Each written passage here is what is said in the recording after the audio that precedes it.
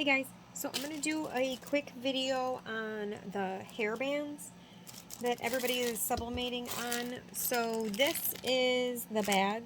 It came with, I think, 8 yards. This is the information. I will put the link to what it is. You can see here it's a fold over elastic. That's the back side. This is the front side. So you want the shiny side, the shine that looks like satin on there. That's what you are going to press on. So for kids headbands, I usually do 8 inches. For adult, I try to do about 10. So I have a measuring tape here on my desk, and I am going to measure it at the 10. So I usually do mine straight. So when I tie them, they look normal. So that one's at 10, and then I will do a kid one at 8. So I just did a kid one at 8. You'll see here, so usually how I gauge it is I'm going to put a knot on it so that'll fit around my wrist. I can't stand when I grab these and they're super, super tight on my wrist because I always keep the headband on my wrist. So I can flip my hair back and not have to worry about it. The adults obviously is bigger, especially for someone who has curly hair. So it's got a little bit more oomph to it. You can make it smaller if you want to, maybe do 9 inches. This is just what I've been doing them at. So another thing too is burn the edges. So polyester will burn. So you're going to want to burn the edges so it doesn't fray. So you can see here I am taking my thing and burning the edges. You don't want to burn it too much. You don't want to get any brown or anything on there. So I'm going to burn the edges of both of these. So on this one, obviously you can size it and, you know, make your design very small, or you can do an all over design. So I have an all over design upstairs. I don't have one done down here that is complete. So on these two, I'm going to do them as an all over design. If you were going to do them with just a simple design, I would shoot for probably measuring these about 0.30, maybe 0.40 would be pushing it, probably 0.30 if you were going to put a logo or something like that on there. You can try that. But I'm just going to drop these up on my heat press. So if you guys have seen my other videos, you know my big 15 by 15 heat press was having issues, and I thought it was the control panel. It's not. It blew officially 3 different control panels, so I have scrapped my 15 by 15. I have another one on order. I've contacted the seller since it has a lifetime warranty, and they haven't responded back to me, so I'm assuming that's a wash. My small 10 by 12 with a new control panel is not heating up properly, so I have I've borrowed a clamshell Fancier Studio from a friend of mine. So we are going to do this on that since I know that one is heating up properly. I used it this morning and had no issues whatsoever. So I'm going to take these upstairs and I'm going to show you how to do these really quick. So what I had printed out, I was just using a scrap that I had that was too short. I realized that it wasn't big enough. So what I'm doing is I'm going to make a new one. So all I did was make the shape and I dropped the image into it. So these are just background high resolution images. So like this one, I have it sized at 10.75 by 4. So I'll show you from the beginning. So I'm going to delete this one and I'm going to go over here to the square shape, so this little rectangle, and I'm going to make a rectangle. Up at the top is where I can size it. So I'm going to size this at the 10.75, which will make sure that it's long enough for both. By the 3.75 is fine. So here's my shape. If you click on your center, it'll center it so you know that you're not going to be off the edge or anything on any of them. Then I'm just going to go in and I'm going to pull the image from my files. So I just have my files open. You can see I have tons. And I'm just going to grab a background file and I'm going to pull it up and drop it into this one. I think this one was in here. So what I'm looking for is that leopard. There we go. So here's the leopard that I'm looking for, and all I'm going to do is drop it. So you'll see the little thing that comes up that says move, but literally all I did was just drop and drag it, and it resized it to that size, so it shrunk my image without distorting it too bad. That won't work on a padded image. It will only work on like the seamless images without having to do any kind of alterations to it. So you can see here, I did the same thing up here. This is a camo design. I have all sorts of different backgrounds and everything on there. Actually, I think I may change that one, the camo one, to puppy design. So I'm going to find the puppy design and I'm going to drop that one in into it. Alright, so I can't find the puppy paws that I was looking for. So anyway, I am going to print this out. I'm going to make some more of these. And this is for something else. And I am going to go ahead and print this. So this is for two of them and this is for another one. So we are going to hit print. This is going to my ET2720. I go to my preferences, letter, my paper, premium presentation matte. I'm going to high for my quality.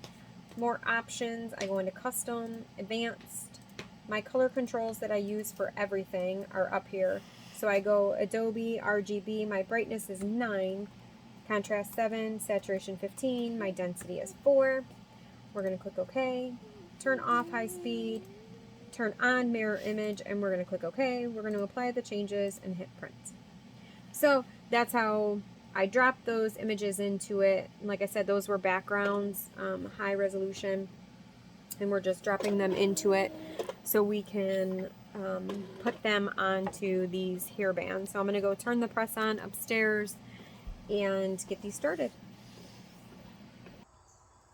Okay, so the press is heating up. I'm going to put 3 leopard ones. I ended up cutting another one.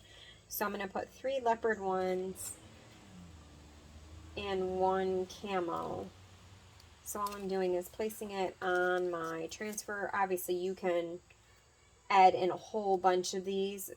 I did some more adult and kids, so it doesn't really matter to me which way they go. Like I said, I'm not putting wording or anything like that on these ones. So I'm just going to grab my heat tape. I have these with my sublimation side, which is the satiny looking side, down, and I'm just going to put some tape on these to hold them in place so when I flip it, it's still good. So these are the 3 that I did. This is the non-shiny side. You can see that here. So I'm just going to flip this over and set that down. And then on this one is the one that I did the camo. So this one, obviously, I would do this one significantly bigger, but I was trying to show you what I would do if I was doing it with a smaller design or words. So you can see here I did 0.60 is the sizing that I did. And I am going to run a piece of tape every couple inches to keep that in place. So if you wanted to do a thank you or you wanted to put your logo or something like that, that would work. I mean, for me, like I said, this is just the camo. It's definitely not going to be perfect, but as I said, I'm just trying to keep this somewhat in place. I would definitely, you know, the all over is significantly easier, but for giggles, I did this one really quick to try to show it if it was an actual logo or something. Plus, this material isn't particularly straight. It's been wrapped around that cardboard sheet for a while, so I'm sure there's still going to be some white showing on this. And like I said, if I were to actually do a logo on this, I would go bigger on the outside design and do the logo smaller, so I would drop it in the center so it would look different. So I am going to press this at 400. So actually I lied. I'm going to change it to 390 for 60 seconds. I need to change the temperature on the press. I did a payment plaque earlier, so it's still set at 120 seconds. So I definitely need to change that. So I'm going to drop this down. So it'll be transfer side up. And I'm out of tape. So I'm going to switch this all over and I'll show you how to do it. Alright, so the press is ready to go. I'm set up in my garage right now. This is, like I said, a friend of mine's. And I don't want to take it downstairs because I'm not keeping it. My new press should come in on Friday, and fingers crossed that one works better. So I have this set, thought I had it set at 390, so let me check that because the temperature's going up. Alright, so I put a piece of copy paper over it. My images are down. They are taped, and I'm going to go ahead and get this set.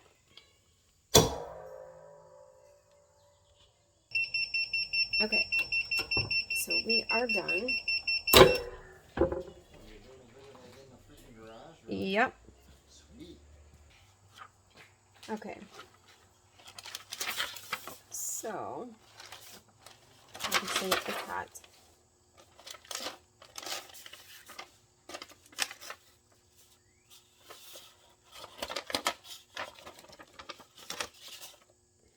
So I will pull the camel one off first.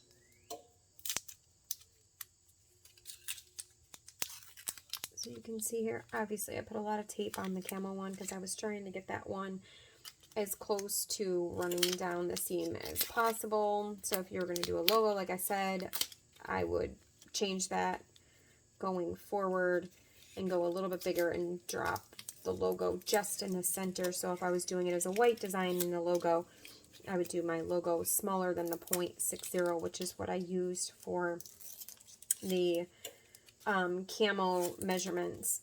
And then I will show you what the leopard looks like. So I'm going to, if the tape actually decides to come off, sorry. All right. I think that is all of the tape. Okay, so here's what the camel looks like. You can see here, there's a spot here that's white, but not too concerned about it, but that's the camel. So then I'm just going to take it, line my edges up, make a knot, and pull my knot down super, super, super close to the edge. And there's that. And you can put them on a piece of cardboard or something like that to hold them in place. But that's what it is. So that one is done. That's the camel one. And now we'll do the leopard.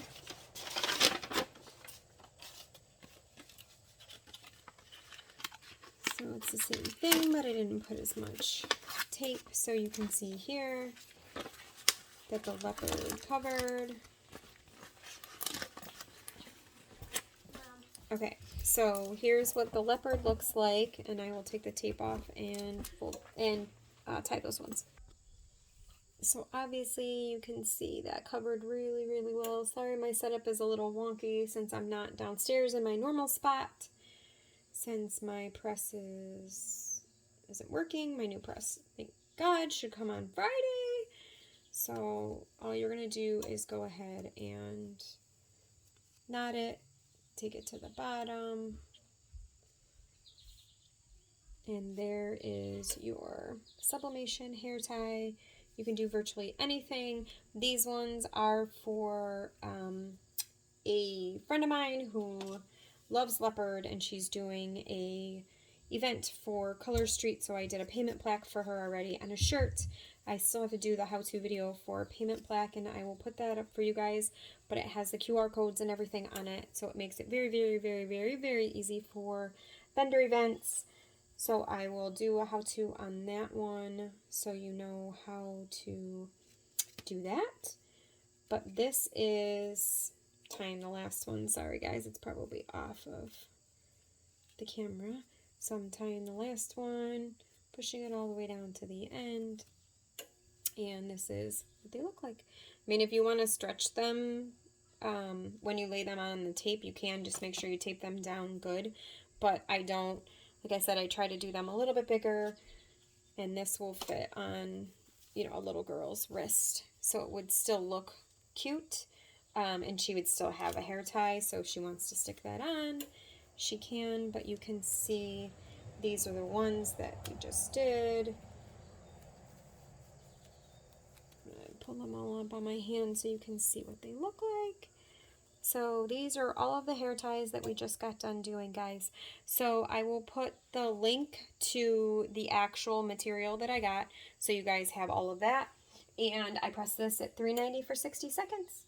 Hope that helps, guys. Bye!